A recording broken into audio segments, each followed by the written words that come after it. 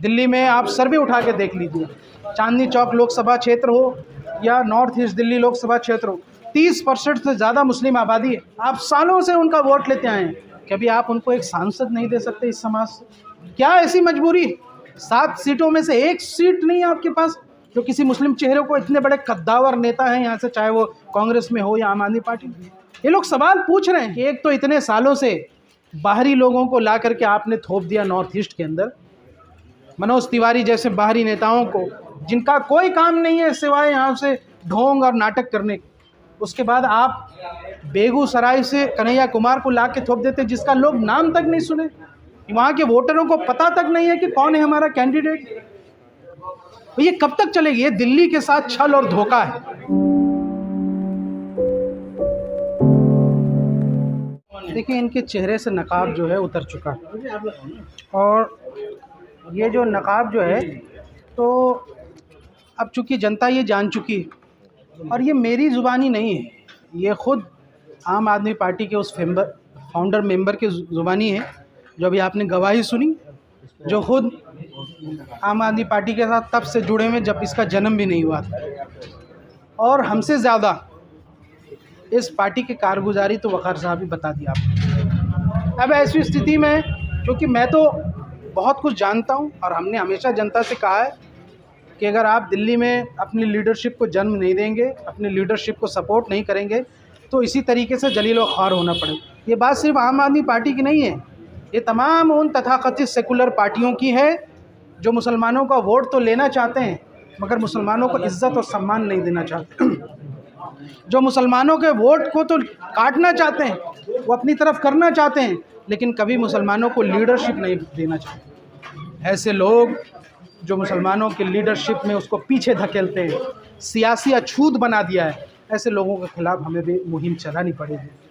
दिल्ली में आप सर्वे उठा के देख लीजिए, चांदनी चौक लोकसभा क्षेत्र हो या नॉर्थ ईस्ट दिल्ली लोकसभा क्षेत्र हो, 30% से ज़्यादा मुस्लिम आबादी है। आप सालों से उनका वोट लेते आए हैं, कभी आप उनको एक सांसद नहीं दे सकते इस समाज से? क्या ऐसी मजबूरी? 7 सीटों में से 1 सीट नहीं है आपके पास जो किसी मुस्लिम चेहरे को, इतने बड़े कद्दावर नेता हैं यहाँ से, चाहे वो कांग्रेस में हो या आम आदमी पार्टी में। ये लोग सवाल पूछ रहे हैं कि एक तो इतने सालों से बाहरी लोगों को ला करके आपने थोप दिया नॉर्थ ईस्ट के अंदर, मनोज तिवारी जैसे बाहरी नेताओं को, जिनका कोई काम नहीं है सिवाय यहाँ से ढोंग और नाटक करने के। उसके बाद आप बेगूसराय से कन्हैया कुमार को ला के थोप देते, जिसका लोग नाम तक नहीं सुने, वहाँ के वोटरों को पता तक नहीं है कि कौन है हमारा कैंडिडेट। तो ये कब तक चलेगी? ये दिल्ली के साथ छल और धोखा है। इसलिए इस तरह की चीज़ें, अभी आप सोचिए, आपने कहा कि MIM पे इल्ज़ाम लगता है, अरविंदर सिंह लवली ने क्या किया? ये जो अंतर कला है, इनका जो विरोध है कांग्रेस के अंदर, जिस तरीके से ये इनका तो अपना नहीं बन पा रहा है गठबंधन। आम आदमी पार्टी के खिलाफ आप बयान दे रहे हो, आम आदमी पार्टी के खिलाफ दिल्ली का कांग्रेस प्रदेश अध्यक्ष बयान दे रहा है, आप क्या उम्मीद रखते हैं? इसलिए इस राजनीतिक अस्थिरता को ख़त्म करने के लिए हमें विकल्प तलाश करने पड़ेंगे, और उस विकल्प के लिए हम तैयार हैं। हमने जय भीम जय मीम का नारा दिया है, पूरे देश में हमने जय भीम जय मीम का नारा, और ये कोई आसान बात नहीं है। जब सावित्री बाई फूले जब इस समाज को, दलित समाज को पढ़ाना चाहती थी, खड़े होना चाहती थी, तो उनका साथ देने वाली उनकी दोस्त मुसलमान थी। फातिमा शेख उसका नाम था, उसके भाई थे। जब बाबा साहब अम्बेडकर को कांग्रेस ने यहाँ से बम्बे से हरवा दिया, कॉन्स्टिट्यूशन असेंबली में वो जा नहीं सकते थे, तब इसी बाबा साहब अम्बेडकर को कलकत्ता के मुसलमानों ने जिता करके कॉन्स्टिट्यूशन असेंबली में भेजा है, जिसके बाद वो कॉन्स्टिट्यूशन असेंबली मेंबर रहते हुए वो संविधान समिति के जो है यहाँ से चेयरमैन बने। और आज बाबा साहब के दिए हुए संविधान की वजह से इस देश के दलितों, मुसलमानों, पिछड़ों की यहाँ से आर्थिक और सामाजिक स्थिति सही हुई है।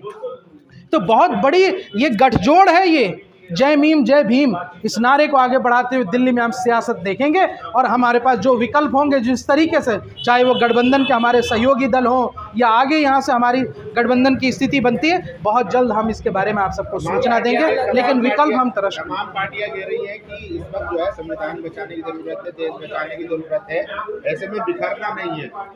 हम भी संविधान बचाने के लिए निकले हैं, यहाँ का मूल निवासी उनको जवाब देगा, लेकिन उत्तर प्रदेश में तो आप हरा नहीं पा रहे साहब। हमारी पार्टी तो मुश्किल से 4-5 सीटों पे लड़ रही है पूरे देश में। 550 से ज़्यादा सीटों पे हराने की जिम्मेदारी आपकी है। हरा के दिखाइए ना आप, वरना हम विकल्प तो तलाश करेंगे। दिल्ली के स्तर पर मैं प्रदेश अध्यक्ष होने के नाते मेरी जिम्मेदारी है कि हम यहाँ की जनता की जो राजनीतिक अस्थिरता है दोनों पार्टियों में, आम आदमी पार्टी में, कांग्रेस में, भाजपा के अंदर, उसमें तो मुसलमान जा नहीं रहा, तो हम उनको विकल्प दें ताकि उनके अंदर राजनीतिक एक चेतना पैदा हो, एक उनके अंदर विश्वास पैदा हो कि मुसलमानों के मुद्दे पर अगर कोई यहाँ से इस दिल्ली के अंदर कोई यहाँ से उठा सकता है इस मुद्दे को, तो सिर्फ मजलिस इत्तेहादुल मुस्लिमीन। और हम इसको सुनिश्चित करने के जो भी कदम उठाए जाएंगे हम उठाने की कोशिश करेंगे। बहुत बहुत शुक्रिया।